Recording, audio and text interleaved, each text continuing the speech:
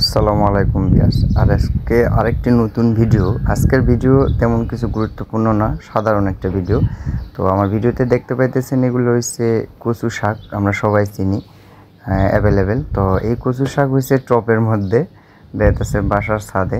তো বিষয়টা হয়েছে ইচ্ছা থাকলে উপায় হয়, এটাই ভিডিও করার কারণ। বেশ কিছুদিন আগে এই টপের মধ্যে এই কচু কিছু আমরা কিনা খাওয়ার জন্য নিয়ে আসছিলাম, তার কিছু বিচি এই মনে করেন যে কচুর যে বইগুলো এখানে লাগাইছে, বেশ সুন্দর গাছ হয়েছে।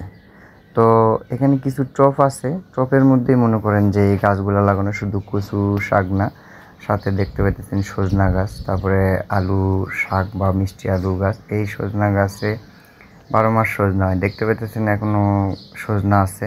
এটা আমার গ্রামের বাড়িতেও আমরা এই সজনা গাছ নিয়ে লাগাইছি। তবে আমরা এই সজনা গাছ থেকেই সবসময় 2-4টা করে সজনা একটা তরকারির মতো রাঁধতে পারি। আর পাশে দেখতে পাইতেছেন ড্রাগন গাছ, এটাও মনে করেন যে টপের মধ্যেই দেখতে পাইতেছেন। এখান থেকে বছরে আমরা 4-5টা করে ড্রাগন পাই, ফরমালিন মুক্ত, ভালোই লাগে। আর আরেকটি টপে এটা হচ্ছে আলুর শাক বা মিষ্টি আলু গাছ, এখান থেকে মিষ্টি আলু পাওয়া যায়, ঠিক আছে। তো ইচ্ছা থাকলেই সব কিছু করা সম্ভব। আর এই যে এটা হচ্ছে মেহেন্দির গাছ, মেহেন্দি পাওয়া যায়, এটাও একটা এই সজনা।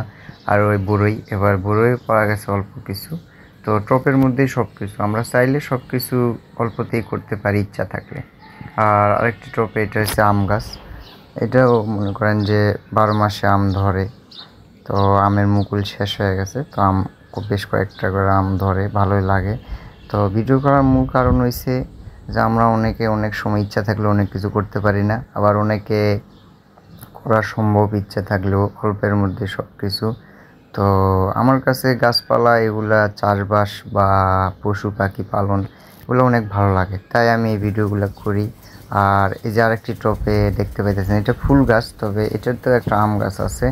আর ফুল গাছের সাইডে দেখেন কলমি শাকের গোড়াগুলা লাগানো হয়েছে, এটা আমার আপা লাগাইছে। তো অবশ্যই গোড়াগুলো অবশ্যই শাকে পরিণত হইব, বাচ্চা থাকবো, শুধু বীজ বুনলেই যে হবে তা না। তো আমাদের বাড়ির আশেপাশে যারা জায়গা আছে